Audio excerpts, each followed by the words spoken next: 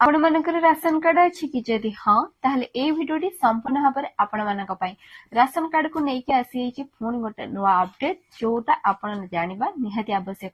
तो ration card को नेकी कोन आसी छि देखंतु राशन कार्ड रे जदि आपणकर ई केवाईसी सक्सेसफुल अछि ताहले आपण को आगो को मिलिबो आयुष्मान कार्ड। यदि नाही ताहले आपण मानको जाई कि आपणकर जो डीलर को पाखरे राशन कार्ड रे ई केवाईसी करे नबा निहाती आवश्यक। तो जदि आपण माने करे नै छंदी किंबा करि नाहंती त किपरि आपण माने चेक करिवे आपणकर राशन कार्ड रे ई केवाईसी सक्सेस हेछि कि नै। आपण घरे बसी आपण माने जो मोबाइल माध्यम रे जानि परिवे से प्रोसेस टी मो step by step A video माध्यम रे जणै छि। त आपण माने वीडियो टी प्रथम रे शेष पर्यंत देखिले ही जानि परिवे। तो चलंत एबे वीडियो टी को प्रथम रे शेष पर्यंत देखि नबा। प्रथमे आपण निज फोन रे कोनोसी ब्राउजर ओपन करिवे एवं सेठारे सर्च बार को जाई सर्च करि नियंतु फूड ओडिशा सर्च कला परे आपण ता ऊपर क्लिक कर नियंतु तार वेबसाइट टी एही परे ओपन हे जिवो। ओपन हैला परे आपण देखंतु राशन कार्ड सर्विस ओडिशा ऊपर क्लिक करिवे। क्लिक कर सल्ला परे होम पेज रे क्लिक करनेबे। तापर एही परे ऑप्शन आसले आपण क्रॉस चिन्ह रे टिक करिकि आपण देखंतु एही परे ऑप्शन आपण देखिया पई पाइबे। तो आपण स्क्रॉल करी तळगु मध्ये देखि परिबे। तापर देखंतु राइट साइड रे आपणंगर एहीपरि गोटे ऑप्शन आसीथिबो जोटा को मो मार्क करछि। एठी देखंतु नो योर केवाईसी स्टेटस। तो सेटा को आपण क्लिक कर नेबे।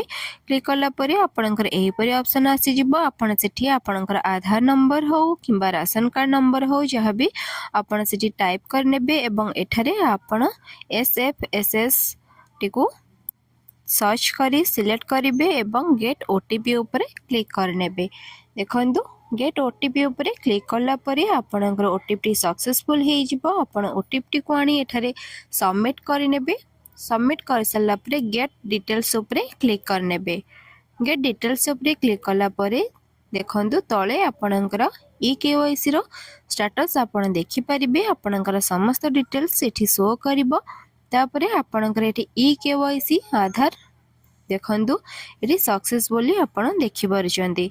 सेही परी जदि आपणकर आउ कहारे सर्च करिवार अछि तो सेठी सर्च ऑप्शन ने जाई कि आपण सेठारे सेही परी आपणकर आधार नंबर हो किंबा आपणकर राशन कार्ड नंबर हो आपण देकी गेट ओटीपी ऊपर क्लिक करने की ओटीपी को सबमिट कर नेबे। ओटीपी को सबमिट कर सल्ला परे आपणकर गेट डिटेल्स ऊपर क्लिक करिवे। क्लिक कर सल्ला परे आपण तळे आपणकर समस्त डिटेल्स देखि परिबे एवं आपणकर राशन कार्ड रे ई केवाईसी स्टेटस मध्ये आपण माने चेक करि परिबे कि एटा सक्सेसफुल अछि कि नाही। देखंतु जेमति कि म एठी चेक करि नै छी। देखंतु एठी ई केवाईसी आधार टी आपणकर सक्सेसफुल अछि।